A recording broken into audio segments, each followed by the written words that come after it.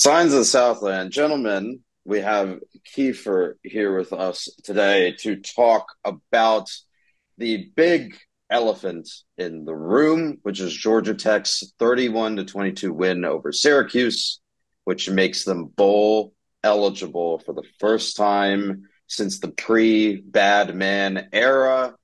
Kieffer, how are you doing? How do you feel about this result and finally being able to go bowling again? I'm feeling great. I just got back from a weekend in Chicago, Jake's hometown. First time I've ever been there, so that was a lot of fun. I didn't actually watch much of this game, not live. I watched it after, but it feels great. Like this was my goal, getting to 6-6 and getting to a bowl. That was my goal from the start of the year. I thought we had to thread a pretty tough needle in order to get there. But they did it, and they did it in about least expected way possible. If you told me we'd lose to Bowling Green but still meet that goal, I would have told you you're crazy. I think you raised a really good question in our writers' room yesterday. I think it was you. It was, would you trade one of the weird ACC wins for a win over Bowling Green and not have that debacle on your record? And I think it's like a very good thought experiment, right? Like, would you not have the debacle and the embarrassment, but or would you have fun? And I think Jake, you sort of had an interesting idea on this one. Yeah, we're gonna. I was at Bowling Green, I was at Boston College, I was at Louisville. All three of those were interesting shades of disappointment compounded. But if you had to ask me right now, in 10 years, what am I going to remember the most? Number one, I'm going to remember being at that UNC game, which was a heck of a lot of fun. That's the most fun I've had in Bobby Dodd Stadium in years. Maybe I was not around for the Miracle on Techwood before my time. Maybe ever. That might be the most fun I've had at Bobby Dodd Stadium. Um, and the Miami game, that's going to be memed into oblivion, and we'll be the team that won that game forever. I'm not saying it's like the modern equivalent of like the Cumberland game or anything like that, but that was a historically significant win in a way that Georgia Tech came out on top, and the other one was a lot of fun. If we would have just beaten Bowling Green and been summarily dispatched by a score or two by either of those teams, I don't know. I don't think you'd, not that you wouldn't have anything to remember about the season. Going bowling is great, but I think, it's important to have that Bowling Green win because it means that Georgia Tech has once again established an identity as the most consistently inconsistent team in the country. chaos gremlin, but Chaos. I'm telling you, I made this joke on an earlier episode. It's the emulsified sauce of the coastal. It's all that coastal chaos has been spread around. they built the whole plane out of the coastal this They year, but did. we can get into that as we talk about They sure prognostication. did. Mr. Purdy, walk Yeah. me through this game, please. First drive touchdown was huge. Had the ball first and actually scored off the bat, which I think was really critical just in terms of a setting the tone of like, okay, we're not going to get into a stupid game early, and play as we have at Bobby Dodd this year, which has been just not just as a whole, just not enough happening at the times we need it to happen. And they had a lead pretty early. They had a pretty sizable lead. Like, we had a 3-score lead in the second half, which is exactly where you would want to be. Did we know this was an Atlanta team playing a game of football? Yes, we did know that. But I think the fact that they did the work quickly, relatively quickly, um, and were able to follow through and make the big game impacting play with the Kyle Efford turnover, like that's the kind of game we have not seen at Bobby Dodd this season at all at home. And the fact we actually got, like, I was predicting it was going to be wacky and go to overtime and all sorts of crap because that's just how things have been this year. But they played this game, I think, how they should have played it pretty well, which was get running yards down, find ways to adapt to their effectively just wildcat offense, which they called a linebacker's dream game after the fact, um, and make key plays when you got to make them, and they did it. So, I mean, in hindsight, when it's all said and done, that was fantastic. Like that's exactly how that should have gone, and it went how it should have gone. Yeah, a couple of stats before I hand it over to another one of y'all to talk a little bit more about this. Haynes King, 60 to 20 for a buck 80, 2 touchdowns, a pick and a sack, but he posted a QBR of 89.8, which is the 14th highest in the week. Another pretty solid day for him. Like I think I've been really impressed with him this year, and I'll have a little bit more to say about him once we talk a little bit more long, big picture later. On the ground for him, 10 carries, 88 yards. I think the difference in this game is that the rushing game wasn't really there for Tech like it was in a lot of other wins that they've had. Obviously, we always talk about rushing rates increasing the more when you're leading compared to when you're behind. But in this game, it was close, right? They may have gone up by 3 scores, but it was 24 to 3. And then in an instant, it's 24 to 22, Yeah, right? So yeah. it was competitive the whole way through, even with Syracuse playing at times their third string quarterback. And like you said, playing Wildcat Hmm. for a good chunk of this game. I think the story with Cuse that I picked up from their Q&A earlier on the site last week was that Garrett Schrader had been fairly unimpressive. Like he's a known quantity at quarterback, but because of the injuries to top line receiving talent for Syracuse, he had a hard time being particularly successful, and so they basically chose to pound the rock and try to win on the margins with doing a lot of wildcat, with doing a lot of options. And I mean, for a while, right? They pulled off 19 points in the middle of Yeah. the game off of it. So Yeah, that's the game plan every team has pretty much gone in with against us was they can see they can pound the rock against us. They can get inside runs and make those work. And it's been working all year for teams. Like we've gotten, have we gotten a little bit better? Yes, we've gotten better at stopping it, but we are not great at stopping it yet. And so that's by far the best way to go. And they sure as hell made it work, made us work for it.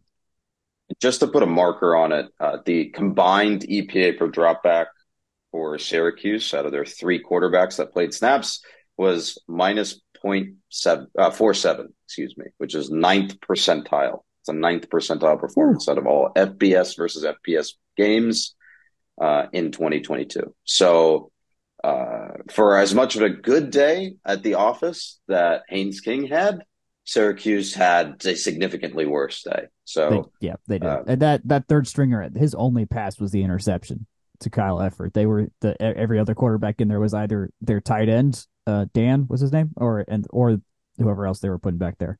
Uh, Villari, Villari, yeah, Dan Villari. Villari, yeah. Villari, yeah. I think for me, like the big story for Syracuse was extremely untimely penalties as well. Their first touchdown got taken away on a double penalty. Like they had a clear touchdown run that had a holding call and then an unsportsmanlike after the fact. So they had a 25-yard penalty after being in really close striking range and forced it and turned that into a 44-yard field goal. So we could have had 7-7 really early. And that changes a lot of things right there. And they didn't, and they had other penalties down the line. They had another set of double penalties at one point, but both penalties were half the distance from the goal within the 1 yard line. So we got the full version and the absolute minimal version of how you get a double penalty. Um, but they would have been much better off. I think the EPA just on that penalty when they had the double to go back from touchdown to field goal was like almost -2 for them. Hmm. Interesting. Especially when you can't maintain discipline like that in those, especially in the red zone situations, like Mm-hmm. it gets very difficult to be successful.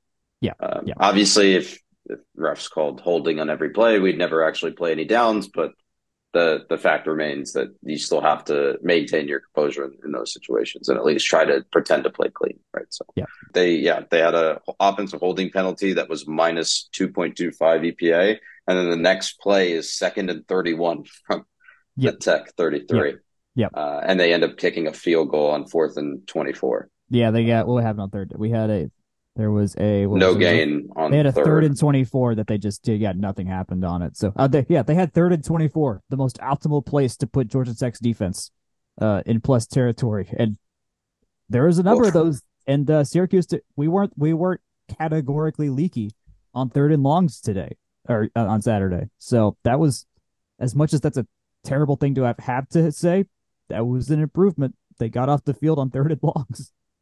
It helps when they're not dropping back to pass. Feels like a lot of our third and That's long, true. Yeah. it's like they drop back and then they just run it for 18 yards and then they convert. Well, no one's buying that. Then Right. that Yeah. doesn't work anymore. Yeah. When you're throwing the ball at best 2 yards past the line of scrimmage, yeah, you could rule out anything 5+ yards down the field. Yeah, to your point, Dan Villari, who was the quarterback for most of this game for Syracuse, 14 of 14, but for 59 yards and minus 0.13 EPA per dropback. So, yeah, rough passing performance, I think, all told. Yep. But Mr. Grant, haven't heard from you that much on this game. What were your takeaways from this? Gents, as we've gotten, I'd say, more positive about this team, it's been harder to get in a word edgewise. I will say I was at a wedding the first half. Fall weddings are fine. No one fight me on that. Fall weddings are fine. In the second half, had it on the radio, and then was I see you shaking your head, Kieffer.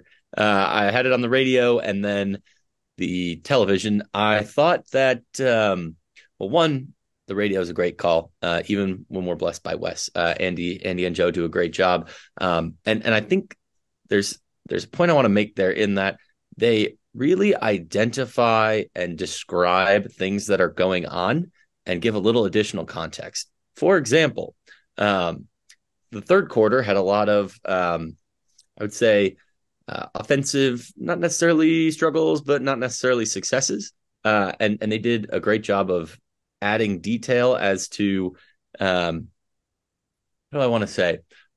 Akshay, I think your point of like if they called holding on every play, you wouldn't play any football. Kind of applies in if they called the game for being chippy, there wouldn't be any football that happened in the third quarter. And I think that's something when I got in front of a TV, I was like, okay, is this really how this game is playing out or not really? And I don't know. I mean, obviously Syracuse was having to run the ball a lot of short passes makes for kind of a physical game. And of course it is football that, it's guys running into each other in pads and helmets for an hour of game time. But I think my biggest takeaway was just that it was a pretty beat 'em up game. And I don't know, home team announcers, maybe you think it's a little bit like, okay, guy, nothing against them. They do a great job, but I don't know. I think it conveyed and, of course, was played out by Syracuse defensive line blowing through the kneel down with 20 seconds left on the clock with Tech up by 2 scores. So you make a good point on the chippiness, though, because I was brought up in the press conference after, and it seemed like the guys were like kind of okay with the fact that they had a taste of that now because they know next week's going to be a lot of that probably of the same, just high intensity game. No. The regular season game. is over. The regular season is over. We went over this before we started. It's going to be a very emotional game. See, this is how Akshay copes with things. It just really doesn't happen. That's perfect. Avoidance is a coping mechanism. I never said it was a good one. You can't win if you avoid it. Anyways, but yeah, no, like that was for them. It was kind of a blessing in disguise, I guess, that they had that kind of attitude because we've seen what can happen in this game in terms of people fighting off the sideline through a play or something like that. Like just stuff's gonna happen, probably will happen. So it gave them a chance to kind of like practice being more level headed about it because getting involved in that kind of stuff is not going to do us any good on Saturday. So stuff there. Sad you missed the first half though. It was a good half. Yeah, I thought I was the problem when I tuned in, honestly. But maybe I was. Who knows? It does have to be said. It does have to be said. You raised a point because Tech did refuse to put Syracuse away for the entire third quarter. Again, 24-3 game. I think it was 24-10 at halftime. And then it was 24 17-3. 17-3. They scored almost immediately into the third. That's where you're getting. Yeah, yeah. We had the Jamal Haynes 30-yard touchdown run with 17 seconds into the second half. So effectively 24-3 at halftime. 24-3 right around halftime. It was 24-22 with 7:21 left in the fourth quarter. because Tech's offense could not stay on the field. No, It because just kept going And 3 and out. I do want to characterize that 24-22 with the fact that Tech made great effort defensive play to, block an extra point, and then, kind of blew up a 2-point try there. So, I mean, it's little things like that, and, this is probably a football cliche, but it's little things like that turn a game, right? You got Syracuse playing on their back foot, needing to get a score and needing 2 on top of that changes an already weird playbook that they had to work out of. Yeah, absolutely. And go ahead. Go ahead. No, what I was going to say is, to Tech's credit, with 7 minutes, 21 seconds left, they broke out what is arguably my favorite Paul Johnson play, the Death March, and just salted the earth behind them as they rode into the sunset. And that was the first drive where we were finally actually punching through them consistently on first down. We were stuck with so many third and longs or second and longs that could have been a little bit better, but we finally had first down run. They went for another first down run. They went for 8, something like that. I almost thought for a second we were going too fast because we just kept going and going and going, and the first down runs were resulting in first downs. They finally ran Haynes King, right? Yeah, and then they ran Haynes King. Yeah, I have listed on my drive summary. Singleton drops Singleton, by the way, drops a first down pass with no guys within 5 yards of him. Just straight drop. Same problem as last He week. got DPI on that one, right? That was a DPI. Yeah, that was it was DPI in the first play. Yeah, and that play was offsides. Jamal Haynes first down run, then Haynes King first down run, then Jamal Haynes first down run, then Haynes King first down run, timeout. Death March. Yeah, it's vintage. It's of a very particular mid 2010s vintage. Yes, it's great. That particular drive chart brings a tear to my eye. So good. Well, and I think this goes back to a point I made about 2 weeks ago. It feels, and maybe this is just me trying to make stuff happen in my head. I believe we're 3-1 since the old Paul Johnson return to Bobby Dodd Stadium, and I don't think it's a coincidence that it's felt better. I don't know. Maybe that's me feeling like, oh, the Waffle House gremlin is gone. Like, we've righted this wrong. But since then, I mean, it's felt, I think the vibe has gone up, and we can save some of the higher level, where are we at with the program stuff for the very end. I don't want to get ahead of game time stuff, but arguably, I think that's just as important, Yeah. No, I think if you longer, mid to long term, as an outcome of, obviously a win is great too. But if you write the narrative, if you make the John Boys documentary, you absolutely lead with this was Georgia Tech for 10 years, and then they went away from it, and then the day they brought him back, it all came back to earth, or something like that. So that is absolutely the fictionalized narrative aspect of it that you throw on top of the story of the season. Yes, what would have only happened in a movie is if, the Waffle House gremlin started his spring game out with, going from the triple option formation into a spread. If Brent over here went from the shotgun into the triple and into the flex bone. Now that would have been poetic justice on so many levels. It would have been so good, but I'm also glad Brent's not that petty. At least so far, he hasn't been that petty. I mean, I absolutely talk about them not running up the score at the end there, but I think I already touched enough for my taste on the linebacker comment there. Let's keep in mind we got a head coach fired this past weekend too. That is true, and I think that kind of leads into our discussion about the state of the program. So Dino Babers fired on Sunday morning. After this, I assume they got back to New York and then kind of did the business there. I would assume this isn't a Lane Kiffin situation. Although, of all places to get tarmacked, Atlanta is one of the best places to get tarmacked. You can go anywhere. They flew Allegiant for their charter. I could tell because I was looking at Flight Radar 24. Then you have to sit for 2 hours in a ULCC seat. Like, that's tight, man. All the way back, knowing you've been fine. And he looked on the sideline very nervous at the end. Like, I did not get great body language at the end of that game. So maybe it was they say these things are in the works for days, weeks, months, question mark. before. I mean, Texas A&M fired Jimbo after a 40-something point win last week. Like, clearly it wasn't. It's not like, oh, he lost to that Brent Key guy and his team in Atlanta on the road. Like, Yeah, nothing about that game nothing about how that game played out screams clearly this was on the coach or something like that. Like, it was a long summation of items. Well, I think even then it's like there's usually an ultimatum to these things, right? There's a if this happens, you pull the trigger.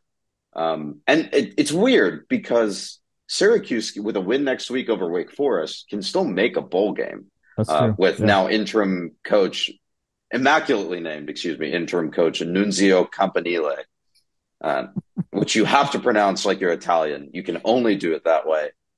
Believe he was also a former Rutgers offensive coordinator and interim coach there. But they can still make a bowl game. And that's where I would have thought the line was, not 7 wins. Yeah. I thought the line was making a bowl game, but I think it can still get 7 wins if they win and then win a bowl. Like, maybe get both. Yeah, well, 7, right. You know what I mean. But like it's weird that Syracuse has had this exact type of season multiple times now, like within the last 3 or 4 years, where they'll go on a run the first couple weeks, like they're like a really good in September. In October, they'll pick up a couple wins over harder teams. They'll maybe give a power ACC team a scare, and then they just jump. They basically fall off of a cliff, and it's happened at least 3 times, I think, in the past 4 years. And I think at that point, when your team isn't able to keep it together, and the schedule is on average about the same every year, maybe it's just time to make a change at that point. I mean, I don't know. I'm not a Syracuse booster, obviously. So I because I'm not into basketball, so it's hard to say what goes on in the minds of those folks. But still, who's to say? But I think this game and the fact that Tech is bowl eligible has a lot of. At least there's a lot of points of discussion for the future of this program, or where the Georgia Tech program is at right now. Just to set the table, Tech can now finish no lower than 4th in the single table ACC. No more divisions, obviously. A UNC win over NC State next week would put Tech at 3rd, which I have to imagine is one of the highest overall finishes that Tech has had in.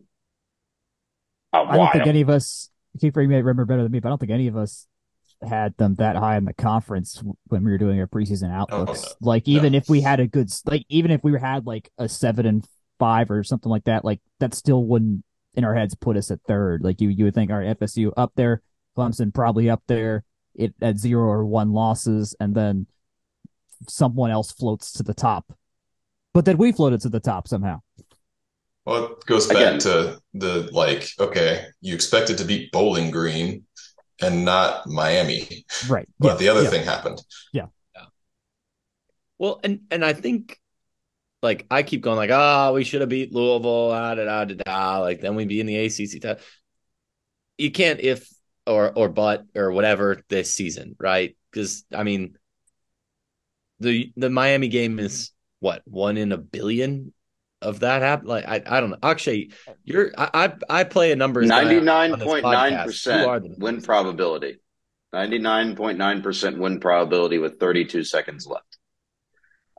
1 in a billion. I mean, I don't know how far the nines went on that win probability, but I can tell you that if I was any sort of programmer at ESPN worth my salt, I would have rounded that to 100 and called it a day.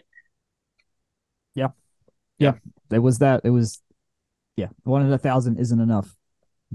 But then that also doesn't intake terrible many things that happen instead lead you to that. Anyway, friends, remember to kneel the ball when your opponent is out of timeouts. Anyway, I think when we sat at the 6-week mark, Jake, I asked you about the old SED idea of proof of concept for this program, our much maligned term, proof of concept. And I think our discussion sort of concluded with us saying, yes, at that point in time, it was a weird way to get to 3-3, but it's on, like, the program is on the right track. They're doing the right things. With what you know now, with a bowl game on the horizon, I mean, I think we'd all agree that there's proof of concept, but what's like the icing on that cake? What would you define as the next step for this program to get to? We did exactly what we said, or they, not we. I'm not out there playing games. Did exactly what we said we would like to see. Awesome. Now you make that Miami win less of a fluke. You tighten up BC or Bowling Green or Louisville. I don't know. Call me crazy, but we're about to go into a 12-team playoff world. You got to win NIL. You got to win in recruiting. Nothing's a guarantee. There's still fluky stuff out there, but there's at least a baseline of competency and like an almost confidence about it. I don't know. I feel like there's a lot. Like the list is not checked off, but I don't know. I feel like the floor has been at least raised somewhat. I don't know. You guys might have more nuanced takes than that, but Yeah, I think, it's proof of concept to get to 6-6, get back to a bowl game. But we were sold on Brent Key being, high floor. He's going to bring back base competence to a clown show. But the problem is, like, in order to really get back to base competence, you have to cut the embarrassing losses. And he didn't really do that. So it's like, okay, 6-6 is a proof of concept, but is base competence proof of concept yet? I feel like there's different aspects here that need to be proof of concept, and we may have proven some of We've them, now but not overloaded the others. term proof of concept. Yes. I think there's different concepts to prove. Concepts. Yeah, you've got different. You've got to do your requirements burn down, right? Bring systems engineering in here. Oh God, we're doing project management discourse on the podcast. No, please, Yes. no more.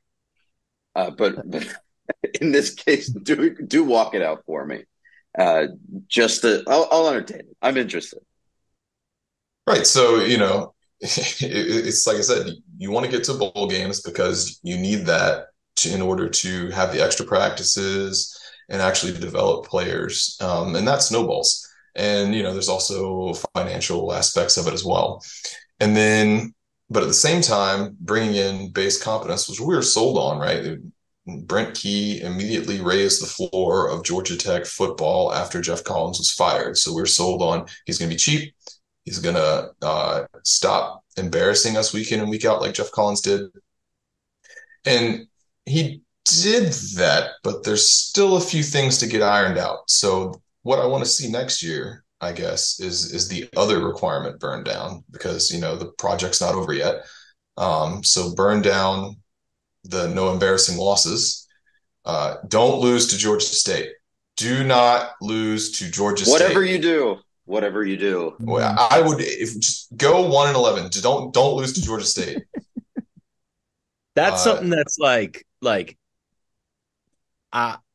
culturally significant, let's just say. Well, you'd have to delete your social media accounts, like as a Georgia Tech. Yeah. Don't lose to Georgia State. So that's the requirement I'm looking for next year. No embarrassing losses. I like that he reaches up and plays with better teams, more talented teams, and he beats those teams. And that's how he got to the 6-6 mark to burn down that requirement. But still more to do. But he's on the right track. You did one thing. Yeah, I think it's right to mention, like, no, he's on the right track. Like, they're all like the defensive stuff was going to kind of be an issue no matter what, it seems like, just because we had so many of the old guard from the previous era still sticking around, and there was a talent gap that was a multi-year process and not a fix it now kind of thing. It's a lot easier on the offensive side to do that when your quarterback is good and actually makes competent plays that can scramble and a lot of stuff. Defensively, it wasn't that got better. Yes, it wasn't deplorable. It got really bad at times. But it didn't get all the way there, but it got enough of the way there to at least keep us in games and stuff like that. So I think you're right there. I mean, we play up to teams at no matter, like, we were we were leading for a portion in Athens last year. Like that is not a thing that was even remotely a concept we could conceive of previously before that. So like even then, that quickly there was those kind of gains happening. And we can keep yourself involved. I mean, yeah, he's got what four ranked wins now? 4 or 5? 4? It's 4, right? Pitt, I don't UNC, remember. UNC, Miami. Yeah.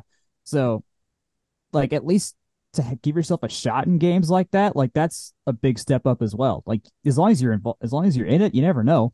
And we took that to the absolute maximum. Like you never knew until the very end of it, until the game was over, what was going to happen. So, yeah, floor raise totally from the negative basement level to I don't know, fifth floor, fifth, sixth floor, Well, how tall is your building here? Yeah. 20 floors. Okay. Okay. Yeah, you got to beat bad teams and put bad teams away because if Yep. you're in a lot of close games, it's not repeatable, and you're going to run into a season where you go 2-10 because you lose a bunch of one-score games to mediocre Hi, teams. Nebraska. Yeah, exactly. So I Buffalo Bills. Oh Like, God. yeah, Minnesota Vikings in 2022. yeah. Well, I guess they Vikings, had yeah. the positive version of that. They did. Yeah. Yeah. But yeah, that's the variance that he's talking about, though, yeah, At least we get to be variant. instead of yes. just Like, but there's an argument to be had about this kind of comes back to how you feel about college football to a certain extent. It's like, is it better to be high variance or is it better to be like a solid level, like solid average, Right. like high Yeah. variance and fun or a solid level of like slightly above average, Yeah. right? Yeah. So I mean, like if your highs are like if your highs are like a 9 out of 10 and your lows are a 2 out of 10, do you take that team over a team that is consistently a 6.5? well, one of those answers means you have to watch every second of every game, theoretically, because you have truly no idea what's going to happen and makes it a very interesting team, which makes for better media, which brings in more attention. The other is Paul Johnson. So There's a cachet to that, to be fair. there is, yeah, there in hindsight, the Paul Johnson part's great for all the reasons we've elaborated on for the last 5 years. So yeah, I think for me, I remember when I was in school and and Paul left, I was like really excited that something different was just going to happen. There was going to be flavor. There was, whether good or bad, there was going to be just something that didn't feel as monotonous as that team felt for years. And now that we've gotten all the way to this part, it's like, well, okay, obviously you want something a little bit different if you know you're going to get 6 wins a year.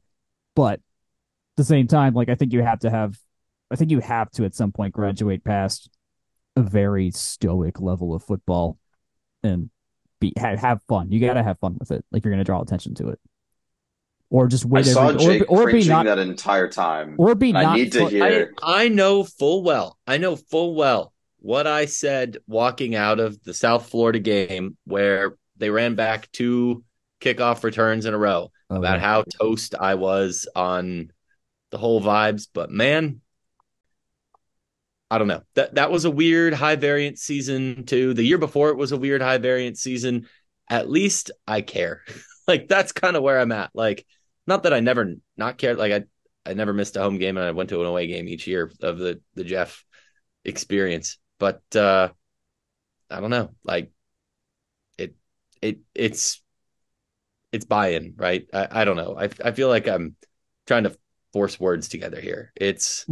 I didn't Let me necessarily save want the you. Paul Johnson era to end. I don't think that's a fair way to put it, but we're 4 years past that now. We are, 10 wins into the Brent Key era. Hopefully there's 2 more by the end of the year. Like at this point, it's out of the hands. I'm feeling engaged. And I think so. For those that are longtime listeners, I referenced this years ago. I've been indexing rankings for every sport to get kind of a composite athletic department rating. It's ranked 0 to 1. Football over the last 2 years that I've been, actively, seriously doing this in its current format has been by far the lowest of any of the teams on the rankings. Part of that's just because there's only 120, 130 FBS football teams. So if you're 80th in that, It's a lot different than being 89th in cross country when there's 300 or 400 programs there. All that to say, we've trended up consistently in football this year in an aggregate of various computer rankings, human polls, et cetera, et cetera. When you apply, whether it's purely athletic department, weighting each sport equally, we've trended up during the year. When you weight it based on, let's say, viewership of championship games, which is a stand-in for, I guess, the amount of attention a sport gets, we've trended up. And I think that's, affected, the length of these podcasts has gone on. This is probably going to be an hour and a half of content tonight. Were we doing this, a year and a half, 2 years ago? No, we weren't. That's not how we've been. And the fact that we've been talking about this for 45 minutes, I don't want to belabor any more of my points because heaven knows I do that enough. But clearly there's something to talk about, and football is that. And I think that I speak for anyone who listens to this podcast when they can say that they're excited about that and that the floor, at the very least, is a little bit higher. Hopefully you all get something out of that.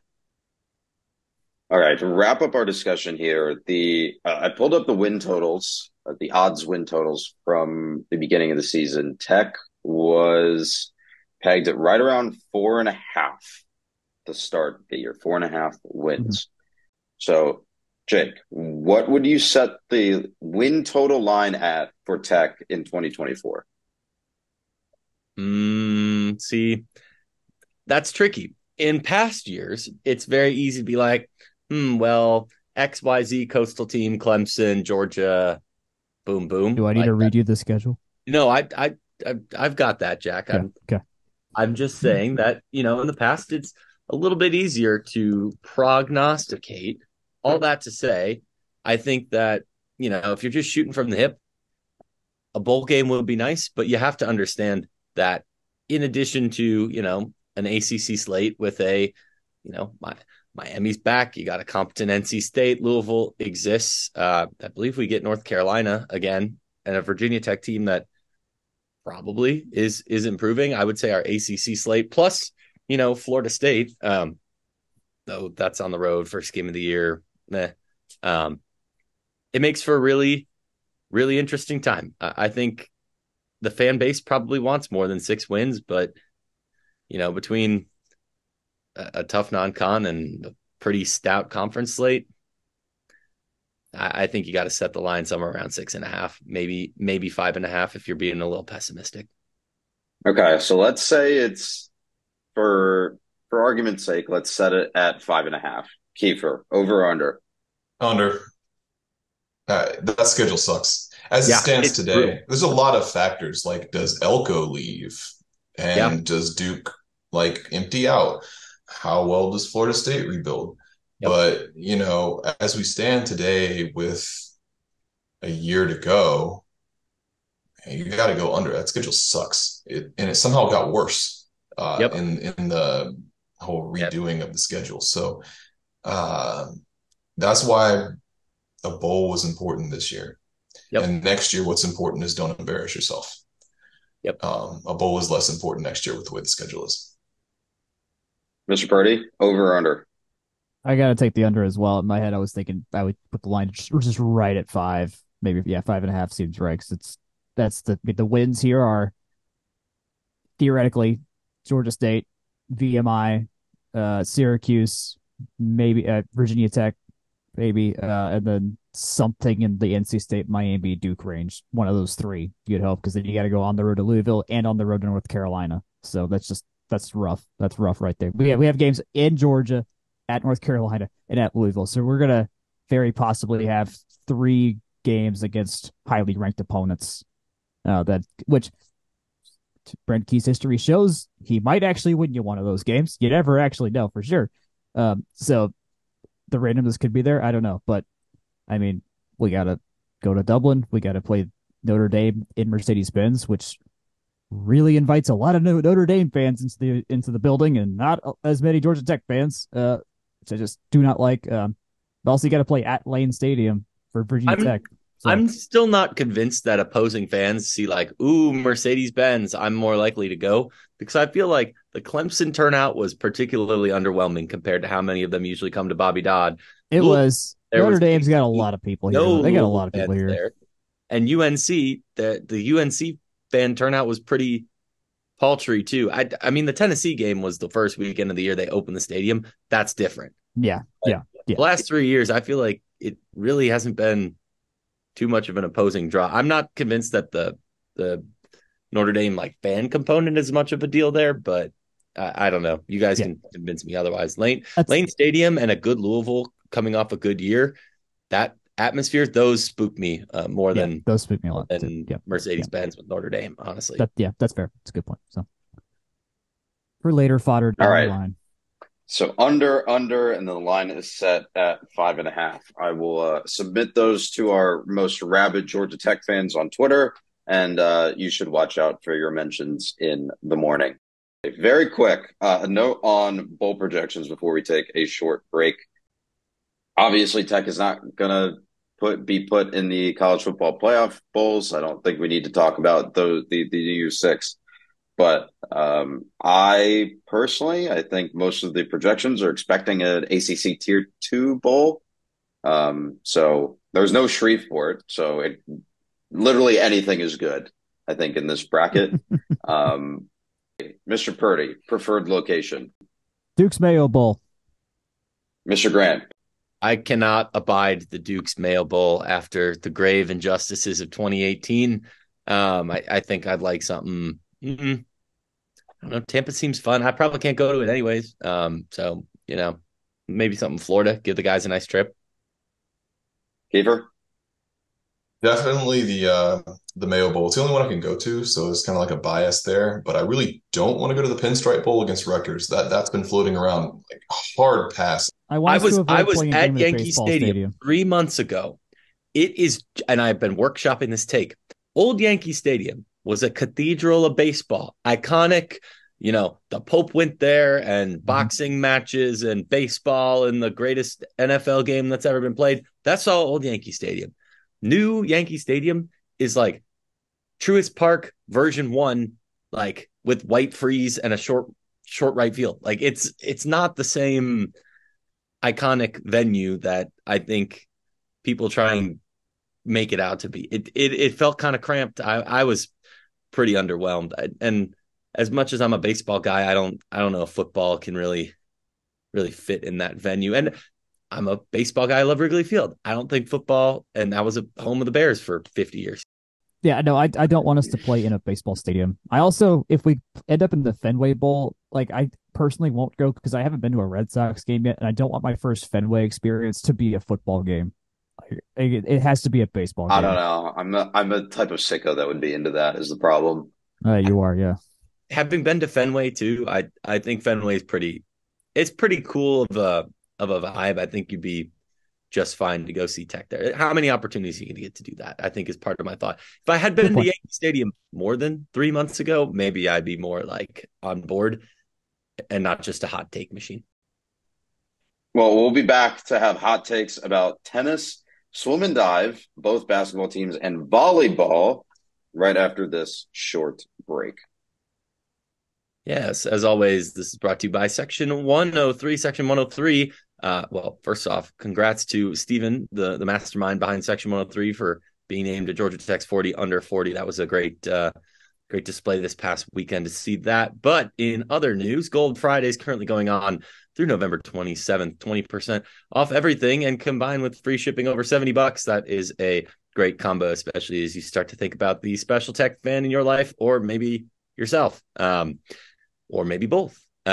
As always, they have great products, and they're always adding more. Feliz Bobby Dodd sweatshirts and T-shirts are back for another holiday season, and they also have their first baby and toddler sized stuff. So go check that out. And it's the most magical time of year to spend some hard-earned cash on some great Georgia Tech apparel. Section103.com and at Section 103. Let's talk about men's tennis very quickly. Marcus McDaniel and Keshav Chopra won a doubles tournament at the Winston-Salem N15.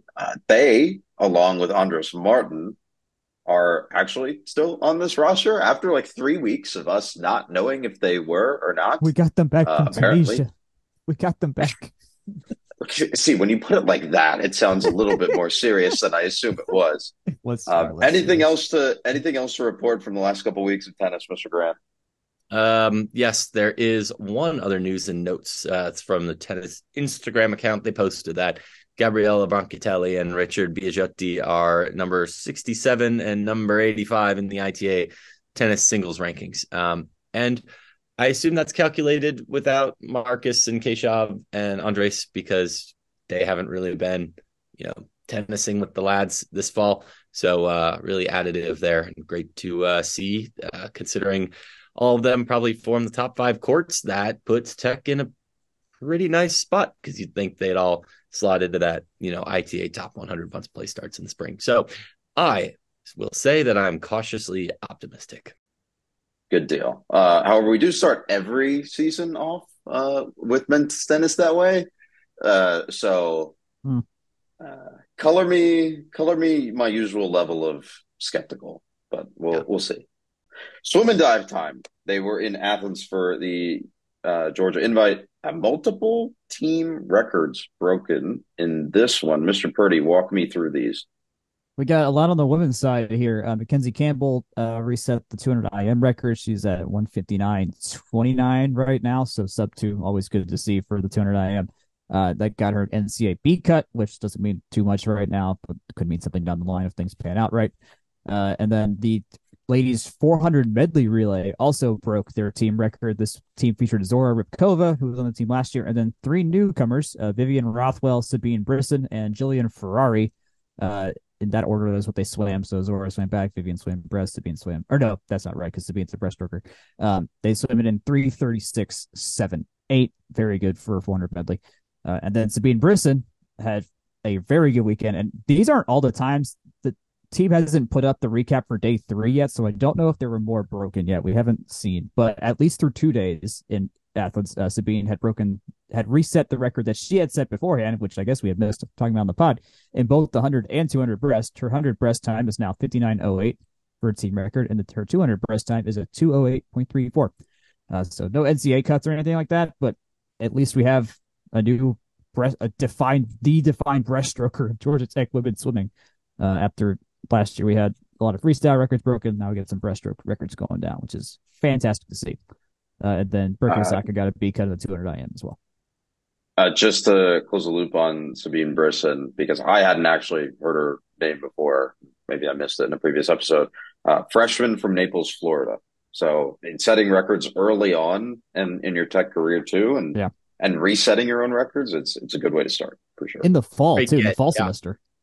Mr. Grant, you have updated our cap rankings. Give me the latest. Yes, so I kind of tinkered a little bit with the algorithm, so I think it'll be a little more true, I think, to actual results. We do not need to give any weight to the 50 back if we're already weighting the relay accordingly. You cannot score points in a 50 back at NCAAs, et cetera, et cetera. All that to say, the men currently in the cap rank 27th in the nation. That's pretty good. They're currently 23rd in the coaches poll, so always room for some friendly disagreement, but they're in the same ballpark. There are 25 top 100 finishes for the men so far. Their adjusted score is a 0.1253. We've adjusted the adjusted score so that way it indexes relative to the highest base score, putting together all those weights on the top 100 finishes. So your best team's a 1.00, 0.1253 might sound a little, actually, so 0.1479. My apologies, I flipped the men's and the women's. That might sound a little bit low, but if you were to consider the Arizona State men at a 1 flat after our top 3 of Arizona State, NC State, and IU, it kind of falls off a cliff. Your 5th ranked team is a 0.39. So definitely a top heavy sport this year, to say the least. The women currently slot in at 39th with 17 top 100 finishes, an adjusted score of That's the 0.1253. This is all considering data that was live Sunday night as we record this. So I don't know how much of a lag USA Swimming has in reporting, but I'll refresh these numbers in a probably week or two once we're sure that all the fall taper, fall mid-season meets get included in there as well, because certainly there will be some of those as we can see some pretty speedy swimming that we've seen this past weekend, and that also is true for the other teams at the invite as well as around the country. One thing that I'm noticing here, and we've talked about that the women's side of the program steadily increasing over the last or improving, excuse me, over the last couple of years. And I think that 39th national ranking is a little misleading. I think that they're much better than that, and maybe some of those times just aren't getting slotted into the top 100. I think their depth's better. I think that's pretty clear based on the results we've seen thus far. Florida State's a pretty good team. Don't know exactly where off the top of my head they slot in, so give me like 5 seconds of verbal stalling to tell you where Florida State gets in the mix as a good benchmark. Okay, Florida State's 42nd on the ladies' side in terms of that, but that's competitive with an ACC program. You really have to be in the mix there, and as much as it is nice to have depth, I think they really lack the top line firepower that gets them into the coaches poll top 25 or something like that. So I agree. I think the depth has come up a lot. They're winning and placing much better, I think, in relays than they have in the past. But swimming's a top heavy sport. It has been for a while, maybe forever. But yeah, and it's tough, especially with some of the transferring and whatnot we've seen, to keep that top line talent in the building. So. Makes sense. Let's talk about both basketball programs. A bit of a mixed bag, all told. Men's basketball, well, I honestly don't have much to say about them for right now. They lost to UMass Lowell by 2 points. Probably shouldn't be doing that in game 3 of a new regime. But, I'm not a basketball expert. So, Mr. Purdy, what you got for me on this one? That one, yeah, it was a rough game. I mean, this team, the first 2 games showed that you can score. They can score by the threes. They can score by going to the rim. Some mid-range stuff. How clean do they score? At times, kind of rough. This game was just bad basketball on both ends. It was 26-22 at halftime. Like, it was just terrible basketball on both ends. UMass Lowell was missing just terribly wide open shots and barely hitting the rim. Tyshawn Claude had a nice, or was it? No, I think it was Reeves that had a really nice reverse dunk in the first half, which was cool to see. But it was just weird stuff. Kapara might not need to be starting right now. If I had my say of things right here, like talent level, physicality, sure, but should he be starting when we got Debo Coleman sitting there? Probably not. And others, not just Debo, who could take that slot. So I actually left that game at halftime because I was feeling kind of ill and was like, okay, I need to be home. And then I checked the score the next morning, and I was glad I did not stay for that second half at all. According to net rankings we saw earlier before we recorded, like UMass Lowell is above Tech in net and was last year. By a lot. So then I checked. That was only the second time any sport of Tech has played UMass Lowell. We beat them in softball one time. So that's it. If you too have been affected by Georgia Tech basketball, you are entitled to financial compensation, I'm told. Speaking of financial compensation, yours truly was watching Connecticut, Indiana men's basketball yesterday. My brother and my mom are IU grads, and was flipping around, between NFL and the other action on the day. And halftime, UConn, Indiana. You'll never guess who was the third man on the set for the halftime report on ESPN. I think I can take it. Josh Pastner. I was about to say I was at had a beard variant this afternoon and saw him pop up on the screen for the Maui Invitational stuff. I was like, oh, that's where he landed. All right. He was born for that job. I was really like, oh, it's Josh. I missed that voice, but no, sorry. Anyways, on the actual UMass Lowell, it is worth noting Tech was down pretty significantly. They had 16-point run in the first after going down, I believe 10-2. They were down by 11 late in the second with like 6 or 7 minutes to play. They were down by 11, brought it back to tie, and then just didn't have enough to pull it out. I think free throw shooting patentedly abysmal, 56.5% in the God. gimmies, 20% from three. That's pretty not good. Debo was 5 for 9. Everyone else combined was 1 for 21.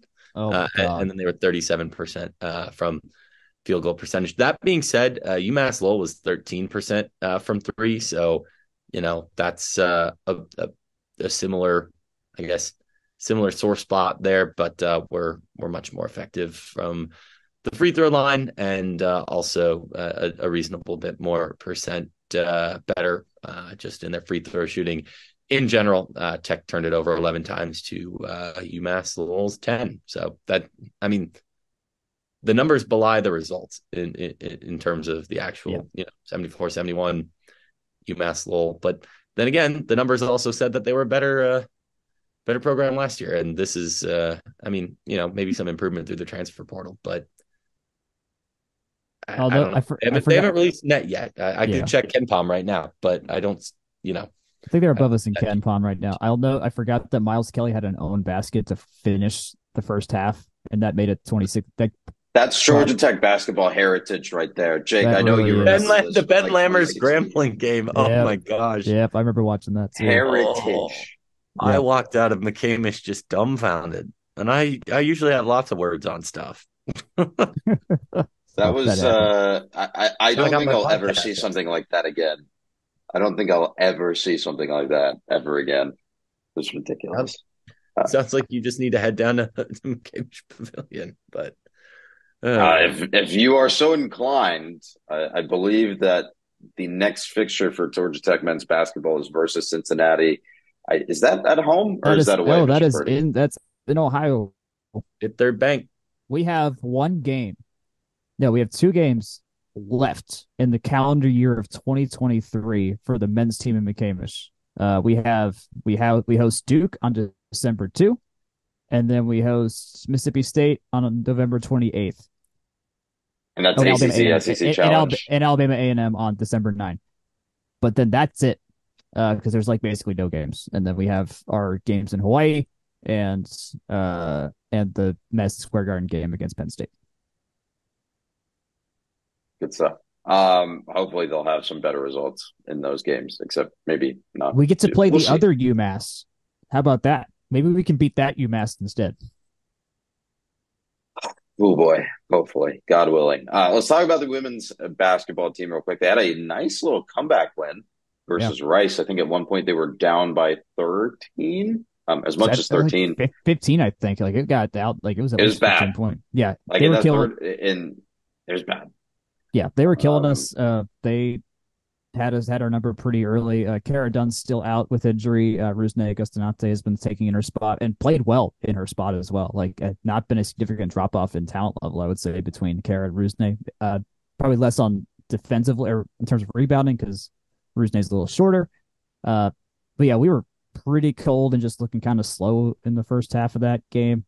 And Rice was able to kind of body us better, and then they kind of got right in the second half and mounted a very, very nice comeback. I mean, we were down 57-42 halfway through the third quarter and came back from there.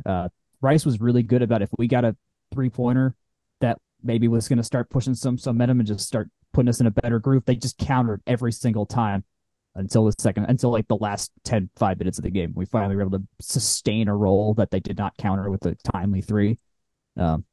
Agustinante was good. Tony was good. Deja Thomas was fantastic. She had a bunch of rebounds. She got to the line 4 times and made every single free throw. She was 8 of 8 from the line, which is so nice to see. Tony Morgan had a very clutch 3 to tie the game with under 2 minutes to go. And then Rice didn't hit a 3 immediately after, which was surprising. And then we were able to keep stuff up, made them turn over on an timely inbounds pass. Caleb Blackshear was really good on the offensive rebounding boards. Got us a 3-point play to give us the lead, and sure enough, pulled it out at the very end. So In terms of just in terms of very nice what do I want to say here? Not versatility. Stick to itiveness. They did not let it. They never mentally lapsed. There was Grit. grits. There was a lot of, yeah, actually yeah, Fortner used that word in the post game interview. Like she saw a lot of grit in the team. In terms, there was games last year where they were like that, where they get down 15 and then they would backslide hard, and they did not do that. So that's in terms of just where the mentally that team is. That was really good to see, especially when they got some interesting games coming up, literally on Thanksgiving. Yeah. Before we get there, they did also pick up a win versus Kennesaw State, that usual fixture scheduled right at the end of November. And then this week they are in Cancun, where they'll play Creighton and New Mexico State. And I think it's a bracket situation, right? I don't Or there's like group think play and then a final, something like that. I'm not too sure about that. I know like those two games are guaranteed. Those we play Creighton on Thanksgiving and then New Mexico State on Friday. This is the what is this thing called? I don't even know. The Cancun Challenge. It's on Flow Sports, so I can't even watch this thing. So we'll just find out Oh when it God. I happens. remember them doing this last year too. Yep. Yeah. So it's that it's a thing. It's a thing that's going to happen. The schedule only lists games through the 24th. So yeah, I don't know. Looks like they're playing this in one of the big ballrooms. These preseason quote unquote tournaments are always extremely interesting. There's like a special name for them that I can't remember. It's like Non-counting MTE. events, I think, something like that. Yeah, I don't know, but I think they like men's basketball did one last year. They went to Hawaii, or maybe that was 2 years ago. I don't know. But there is good competition at these. Like Yeah. I think even at the level that both of these tech teams are at, they get invited to tournaments, quote unquote, like these. It's a good level of competition. You're not just sort of you're not beating someone around or getting beat around. So Yeah. I think they'll be good tests all around. See, my thing about that is like I feel like you'd get more fan support and interest if you just put it in, like if you put compelling matchups in McCamish or Stores or Columbia or Iowa City or wherever. Like I don't know. Well, I mean, I'd argue they are. I mean, like we got Florida after this coming as part of the ACC SEC challenge, so they're getting those. They're getting that game. They go to Nebraska, so that obviously isn't here. Um, but then the ACC slate's still really good. Like ACC basketball is fantastic in the women's side. So I mean, they're getting their non-conference slate is good. It's just mostly not here, sadly. This just for this go round. And those Just kind trips of are lucky fun. that But they're on that those one. trips are fun for the kids too. Like say you get to go to Mexico for a weekend as part of your season. That's fun stuff. Let's talk about the number 12, the newly minted number 12 Georgia Tech volleyball team. Again, mixed bag of results for these ladies as well. A 3-0 sweep by Miami started off the weekend, and then a 3-0 sweep of Syracuse. So a loss and then a win made up the front and back of the weekend. Mr. Purdy, give me the quick hits on Miami. Miami, they have our number. I don't know what it is, but they have killed us three straight matches dating back to last year. They're not three straight. We beat them at home last year, but three of the last four matches, they have just made us look silly bad. Like just not even matches were not competitive, and that's exactly what happened on Friday. I didn't watch that game because I had prearranged plans, and I'm glad I didn't watch that game because it would have been miserable to watch. They killed us in that third set. Liv Mogridge played not well, but she came back. That's the important part I have of that game is she played. So I was reflecting on this because I did not get a ton of this in, but I do think it's important to note that Miami's kind of had Michele, Claudio, the gang's number for a long time. It feels like the opener of the COVID 2020, I guess, probably whole Georgia Tech slate. The pod situation. Yeah. Yes, was I going down. remember the game We you're talking played them about. twice, and it was the first game off the NIVC win, and they dropped to Miami, who was fine. Kind of like that. They're good, but they're not like world beater Miami, and it's kind of been want to say tough sled. That's probably an exaggeration since then. But I mean, this year's tough sled. I don't think I can competently say that Georgia Tech's, top three whatever team above Miami or Florida State, when quite frankly, Miami throttled Tech twice this year, and it wasn't particularly. No. I mean, there some sets could go either way, but I don't I'll know. say I Back think to they back sweeps is a lot. it's rough. I'll say I think they caught us at the right time both times they played us too. Because that first time this year was when we were backsliding post the Liv Mogridge injury. We had played a bunch of 5-setters in a row, and it was just the dam was bound to break at some point if an opponent was going to be playing hard and could play well enough against us, and they were just for that team at that right moment. So that loss felt more inevitable than anything. And then similarly on this one, like we had the high of the Louisville game, and then they were coming back down to earth, and then just got absolutely just destroyed by Pitt and caught us again at a moment of just a little bit of weakness there. Also, I look at the box score. It doesn't look like we even were competitive either. Like Bella D'Amico didn't start the second two sets at setter, which tells me something if she's sliding out of the game after one set instead of after 3 sets or 2 sets. So something was clearly up there. And only Otene was even reliably good on offense because Berlin only had one more kill than error. So yeah, I don't know what it is. They just got our number. Pretty sure they're a taller team than us too, and tall teams with tall middles have been effective against us this year. So whatever that game plan is they have, it's working. So that's one of the things that I think I wanted to discuss is we talked a little bit about this in our writers' room.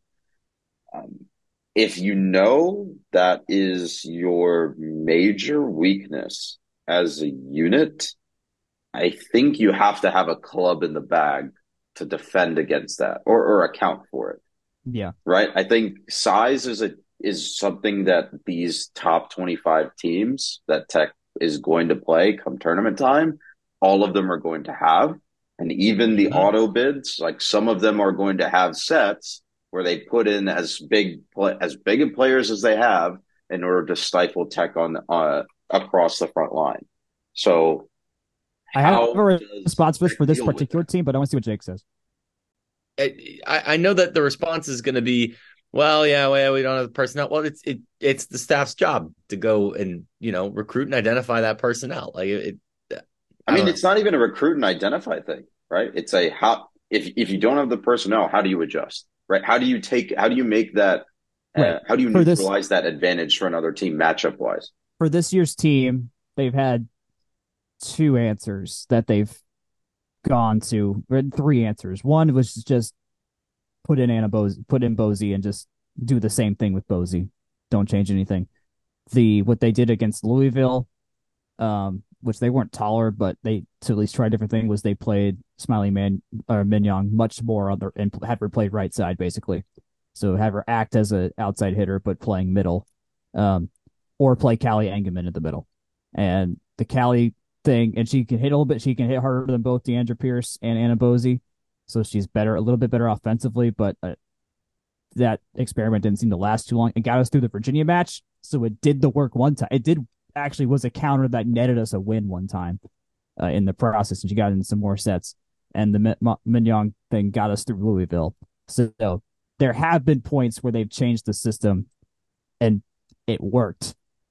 But also, if something doesn't work, it's pretty clear that something doesn't work, and you got to be able to hit. I mean, like we have the outside hitters to do well. They've got to be able to hit well enough too. And I think also the setting, I think to your point, you were right, but our setting at times is just not good enough to make the offense a weapon that allows it to be even more impactful counter. Because if D'Amico can't finish a game, never mind 2 sets, you've shot yourself in the foot really hard right there. And if you're hitting a ball that's behind you or way out in front of you or something like that, you're more likely to be hitting into hands anyway. Exactly. Yeah. You're not setting yourself up for success to at least have the tall problem. The tall problem is 2 different problems. It's blocking and it's offense. Right. And blocking, you plug in a Mogridge, that's a little bit different than. I mean, Deandra Pierce is super athletic and talented, but just not very tall, like not large. Yeah, you got to have a perfect set to make that work. Yeah. But and then on offense, Bertolino, very talented, very talented, Mendes, very talented. There's only so much you can do. And we saw this in the Louisville game too, but it didn't bite them. Where I think in particular, a couple times, and I think it was Anna Boezi got a set, or maybe she wouldn't have been doing the setting. So No. she would have been receiving it as she's like already coming down, not falling down, but it's hard to put that over hands or put that in a It's spot bad on the timing. court. Our middles have not had none of our outside of Mogridge, who is just it's a lot easier to set for because she's already at the top and doesn't need to jump that far. Like for Bozy and Pierce, it's been so much harder to dial in their timing to be effective as high percentage kill. Like your middles should be a high percentage, should have high percentage of attack rates, and Bozy and Pierce often don't have high percentage. Like it's usually Bertolino or Otene, sometimes Mendez in the front half of the season. And if you have them hitting off of the side, like you're naturally going to have the opponent's blockers tuned to them. So then it's a matter of how do you reemphasize or how do you best take advantage of your middle blockers to run those attacks? And then again, you come all the way back around to setting and the importance of that, and then the importance of getting over the block when you are setting those balls, or just. I think another option is set it well enough so that whoever is hitting it can just smash it. Yeah, do it quickly, set it up high, and that hasn't been a thing we've been able to continually do. My goodness, do I miss Maddie McKissick so much right now. For that exact reason. That was never a problem that year. Like they were getting fed perfect setups that whole time. But I mean, let's note, Syracuse, Liv Mogridge started the game, and she was our best player in the game, and granted, at Syracuse, they are truly astonishingly bad at volleyball. They have some program issues. They're not funded properly. I realized I have a friend who actually knows their head coach there. It's just a really sad situation. They brought 7 people. I mean, it's 7 total players to this game. Yeah, right? No, yeah. I felt weird watching it. It was, well, I'll have to note, they did get to 20 points in the second half. Kurt, the radio guy, made a good point. He's like, what do they have to lose? They're here. They may as well go all out and balls to the wall. And they kind of did. Like, they didn't play. The stuff I said before, like, they still came and showed up and gave 100% and at least made Tech think about it for some time. And Tech was in a weird, funky state because they had just had senior day stuff. So, like, they were, like, kind of like half in tears because they were so sad about all the players leaving. And then they started a senior lineup instead of their normal lineup. So it was just a weird game in general. At least we had thinking we won. We had to win.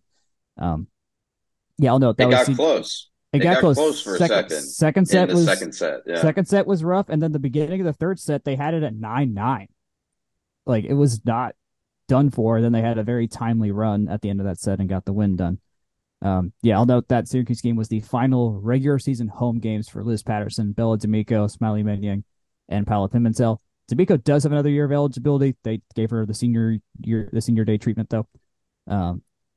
Pimentel very much done. Menyang definitely done because they're both 5th years. Patterson, we'll see as well because she's a traditional 4th year, but who has COVID eligibility if she wants it. And she got 2 aces in the match, which is cool. That was her career high. So she was on a serve heater to start too. She was. She went 7 on her by herself. Yes, the match started with a ace by her, so it was really fun. Loved seeing that, and the starting lineup had all the older folks in there as well. So Menyang started instead of Mendez, but then that filtered out rotations from there. So all that to say, we go ahead. No, I was gonna say a couple final notes from me as well. Tomorrow Otene did leave the court at the beginning of the third set. I think we talked about this when it happened. It was really weird. She just kind of gave the sideline a look, and then she got pulled. Something was up. Michelle noticed something was off, and then she immediately ran down and this was on the side of the court, close to their stairwell to their locker room. She didn't go into that stairwell that leads to the locker room. She went to the one next to the bench. That's just where the HVAC unit is, basically. And medical checked on her. I do not know what it was. She was back on the bench halfway through the set though, so she could have played theoretically, but there was no need. Yeah, and they rotate a lot of players in while she was out. Lauren Sandin got time, Laura Fisher got time, um, and so they were able to recreate her in the aggregate. So that was good to see. One of the other things that I noticed for this game, and it didn't, I kind of dawned on me as I kept thinking about it, is that Paula Pimentel doesn't really come off the court.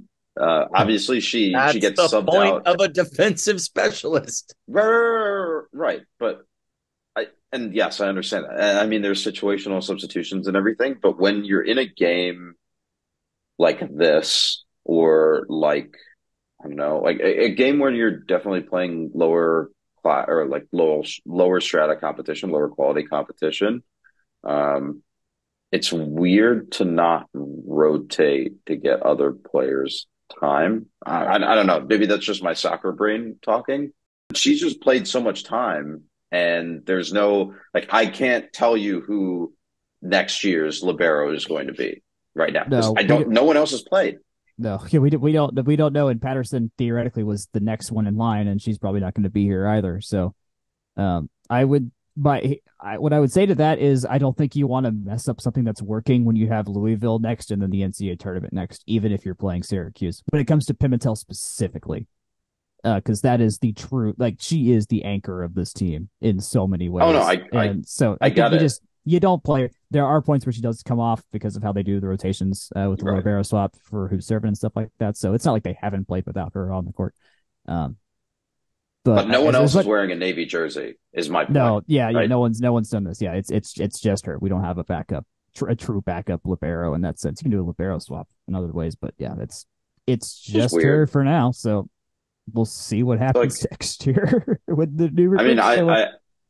I just don't know. Like, I mean, I guess I don't pay enough attention to our opponents to sit and know if this is a normal thing. Maybe I'm just like noticing something and being like, that's weird. I guess no one else does that, but who's to say? It's all. I think there's variety. There's some teams that don't even have one. Some that will dress two or three, depending on how what their depth is and stuff like that. But I mean, when you have a Paula Pimentel, you don't really need much else. Also back there, I mean, she's one of the best. She's one of the best defenders in the country. So Good stuff. The last note for me on this game is that the commentary situation for this game stunk. They called this off of Zoom, and it was not our. I mean, to be fair, it's not our usual crew, and our usual crew of Andy or Wiley and Keeley is very good. yes, But calling and they're always there in person. I don't like it when these yeah, games are called off a monitor. I don't know why they did that. It's very hard for these announcers to know the exact calls on the court. Um, and yeah, I What think were that we was a saying about repeated problem. what were we saying about men's basketball, Clark Atlanta, various other teams? I think I'm pretty consistent in this. It's a lot harder to, see what you want to see, if you will, when it's curated for you by, the TV guys. I think that's pretty reasonable that it would, have an impact on how a radio or TV person would call it too. But for TV especially, and this was an ACC network game. Like this was on like an ACC network extra game. Like this was on the cable Yeah, channel. it was. Yeah, it started an Um, hour earlier than our usual Sunday start. I was just really frustrated with this. Like you can find a couple ringers in the Atlanta area to call this game. Like, come on, we You could should have have figured called me. something out here. Could have done that. Yeah. Final updates here on volleyball. Their final game of the season is at number 4 Louisville on Wednesday at 5 p.m. They are currently Oh, 12th oh, in the they are now country. number 7. 7. Louisville is Louisville's 7. number They 7. dropped. They dropped Yeah. 3. Yeah, after they dropped 3. They Tech at least is still number 12. They are. I mean, they are still in top 16 contention in RPI. If I remember correctly. Our RPI through games November 19 has us at 19. Okay, so they are on the same. Who knows what happens kind of zone that they were in last year in terms of hosting a regional. So we'll. I mean, Selection Sunday is next Sunday, so I guess we'll Yep. find out soon enough. I mean, Nothing would behoove us more than the win on Wednesday. I mean, that's the most important thing that they can do. If they can beat Louisville, which Louisville is still top 4 RPI, that would put them, I would say, nicely in the mix. I don't know. It's tough because I think Tech has certainly piled up some quality wins, but I mean, and there's not really a true stinker. Like Miami is you don't want to get swept by them twice, but top 40 team. It's not like they're dropping games to Yeah, Miami's 38th at Syracuse. RPI. Like it's they've lost to good teams all the way through. Miami 38, Pitt 3, Louisville 4. Oh, well, I don't know hold on, where's Georgia? That's the outlier. They lost to a I was bad gonna. Alabama team on I think Sunday, and that dropped their RPI 4 places. So All right. Oh no! Oh no! yeah, I know What a you feel so shame. bad for them. I feel so bad. You can hear the sympathy in my voice. Anyway, it's not like volleyball lost to UMass Lowell, so I think they'll be perfectly fine. Right, right. UMass Lowell is better than Georgia Tech men's basketball right now, sir. I'm not. I'm standing by my joke. You can't take that away from me. In terms of tournament projections for the ACC, I think they'll end up putting. I mean, obviously, it's going to be Louisville, Pitt, Tech, FSU. I think they'll end up putting at least two more teams in. That's what the TV broadcast was saying the other day. They I think might it's break fair. a Yeah, record. They might break a yeah. record for how many teams that they put in the tournament. I think the record was set last year with five or six. Um, so I look forward to that. I think the next up after FSU are like Miami, Duke, and maybe UNC. I think that's Yeah. what I remember from the SMU's graphic. one spot ahead of Florida State, future A year ACC too early. I member, know if then Stanford. and of course Stanford, the second best program in the country. I don't know. I'm not a huge conference realignment guy, but I think there's some real interesting programs that we're getting It's gonna be into the tent. But Duke is at 45, NC State is at 42. I would put both of those as fringe teams. Pittsburgh, Louisville, Georgia Tech, Florida State, and even I mean Miami's got enough quality wins and games that they've kept close that I think they're in. So I think it's 5, could be up to 7 is where I'm at with my prognostications. Who do you have as your regional host right now from the ACC? To go behind the curtain, well, one, I would say that this does overrate just a little bit power teams with it's kind of like a self-defeating cycle a little bit in terms of RPI. So take that with a grain of salt. There was a way to smooth out some of the, let's say, the numbers really liked Northeastern in baseball last year, which is weird because they were a good team, but not the second best team in the country, that kind of thing. But in terms of regionals this year, Nebraska and Wisconsin out of the Big Ten, Stanford, Florida State in Stanford's region, by the way, Louisville, SMU in Louisville's region, Pittsburgh. They've got Tennessee, Texas, Oregon, Arkansas, Arizona State, Dayton, Creighton, Georgia Tech, BYU, Western Kentucky, and Purdue. Georgia would be in Western Kentucky's region. I don't see the hosts, them being able to host, even though they are a great program and I would say, should definitely be in the discussion or at least close to it. Western Kentucky's been good since we saw them in our building 2 years ago. Actually, you and I were at that game. Great also, day. Yeah. Miami is in the BYU region. Of course, there's no geographic considerations in this script. It's more of just, I don't want to say talking points, but, just a thoughtful way to start thinking about what we're putting together.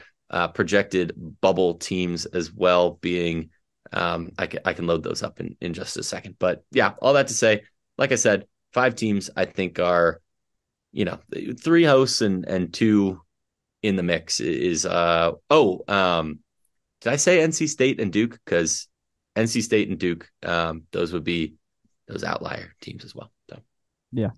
I'm looking at Viper like right it's gonna now, be. and they have SMU 19th. yeah, high, pretty close to us, maybe higher. I can't Higher. remember. They got us by 10 spots. We're 29th right now. Wow, we're down to 29. 27. Okay. I will say my next 4 out, Wake Forest is in that next 4 out. The last 4 in are Kansas State, Miami, Middle Tennessee, Georgia, next four in NC State, Minnesota, Duke, UCLA. So I think Oh it no, probably, what a shame. What a shame if the school from Athens dropped out of the tournament. What a shame that would be. but I think it probably overrates just a little bit the North Carolina schools at the expense of Miami, but that's maybe more eye test and me not liking how we matched up against Miami as much. So, grains of salt, open to interpretation. It's numbers, not necessarily what the committee's going to Bias in my modeling? That's how you know there's biases because you didn't touch this one. That's all. That's Yeah. true. I'll note this is Collier's been here 10 years. This is her fifth 20 plus win season. We already have more wins than we did last year at 22. We finished with 21 last year, so we got to that point without needing the NCAA tournament, which is a nice little bit of improvement. I think we didn't think we were going to be this good, especially at the beginning of the year, because we were like, what the hell do you do without Bergman? And things got much nicer, far quicker. Got through that non-conference slate really well, and then won a couple and beat Louisville. Was stupid big as hell. So in a lot of ways, if even assuming we don't get past Louisville and maybe we flame out in the tournament, hope not. But if we do, in a lot of ways, it's already a very, very successful season, I would say. Well, hopefully they will get to host on Selection Sunday, and then we'll get to see more of them at home before they jet off to whatever host super regional that they have there. Speaking of other sports with super regionals, let's get into some news and notes, starting with softball, who I can only describe as decided to live extremely dangerously by getting into the Clearwater Invitational this spring as the second weekend of its season. Mr. Grant, can you walk me through, for the uninitiated, what the Clearwater Invitational is and the schedule that the powers that be have given Tech at this event? So imagine that kind of big park on the edge of town that has 8 fields. Not every town has one, but every couple of towns has one. You know what I mean? Just that big sporting complex. Essentially what they do is ESPN sends a bunch of cameras and a bunch of really good, mostly Power Five-ish or, otherwise notable, Wichita State type deal, teams to one recreational complex. They set up the cameras and they play a ton of volleyball. I think that's about it's softball. Did I say volleyball? Gosh, darn it. Well, it's late. It's late. It's later for you guys on the East Coast. I'm Central Time. But anyways, it's probably, obviously the top line, general interest isn't quite the same as the Women's College World Series, but I would say that the preseason Tampa area tournaments are, it's the most notable regular season play. Maybe, dare I say, it's got more notoriety than any volleyball, regular season equivalent for the most part. It's a lot of big names, a lot of big matchups. So Georgia Tech's opponents at Clearwater are, and this is in order, Stanford, LSU, Minnesota, Northwestern, Tennessee, and Oklahoma State. Mr. Grant, judging this by strength of schedule, how bad would you say this is for Georgia Tech? So going off of last year's numbers, because, we don't have any for this coming year yet, respectively, Stanford, number 5, LSU, number 9, Tennessee, number 4, and Oklahoma State, number 7 in the USI. This isn't even actual results yet. Then we've got Northwestern at number 13 and Minnesota at number 27. I'll just let you in on it. Georgia Tech is not, we'll say, rated quite as high as those illustrious teams were last year. Georgia Tech did not make the tournament. In terms of classification, all of them are certainly, good grief. All of them are certainly tournament caliber teams if they play anything like they did last year. And almost all of them are, teams that could make it all the way to Oklahoma City for the Women's College World Series. Oklahoma State, Stanford, and Tennessee all did play there last year. It's rough. It's a rough start to the schedule. The full schedule is out today. Um, we'll have a full preview of it, but it was a little bit too long to make the cut today. The other notable opponents are from the Buzz Classic to start the year. Alabama and Villanova. Neither of those programs are particular slouches at all. So really living life by the high wire. The one notable omission, if I read the schedule correctly, no Clemson. So that is very interesting. Other final news and notes: Georgia Tech Swim Club won CCS Southern Regionals. The men finished first, the women finished second, and they set 8 Southern Region records. So congrats to them. And someone has put down random Atlanta Dream stuff, end quote, on my shot sheet. So I put that in there because I got mailed the like local I guess College Park paper news thing, and I learned that the Atlanta Dream sold out the most games of any team in the WNBA last year, with 12, including 2 games in September that both sold out, and quote, combined the 2 games generated $104,000, which feels like a good haul for the arena and a good haul for the Dream. So I don't know that. I don't know. If it's going to be in anyone's wheelhouse, it's probably ours. So there we go. I have to make one note here because I was seeing this last year and could not help myself. They have the same problem Tech Volleyball has, which is their building's not big enough. They can only hold 2,500 people in the Gateway Center. And so it's not exactly a challenge to sell out, sadly. It's great that they do, and it's awesome that they do because you get to see some world-class basketball in there, but they need to be playing in a bigger arena, and it really sucks that they couldn't work it out with the State Farm Arena people back when they had their lease agreement thing going on. Gentlemen, I think that is about it for us today. Thank you for joining me today. Thank you to Kieffer for joining us to talk football earlier. Mr. Grant, take us home. Yes. As much as we appreciate Kieffer coming on, we also appreciate all of you. Of course, the best way for others to find us is for you to tell them about us. If you're a Georgia Tech fan, odds are you know at least 1 or 2 others, but feel free to pass them along to us. We do appreciate referrals. That's the most, like I said, powerful way to spread the word. If you want to get in contact with us, we do post all of these on the FromTheRumbleSeat.com website. You can comment there. You can also email us FromTheRumbleSeat@gmail.com. You can find us at Twitter at FTRS blog. I am at Jake Grant 98. Jack is at Jack Nicholas.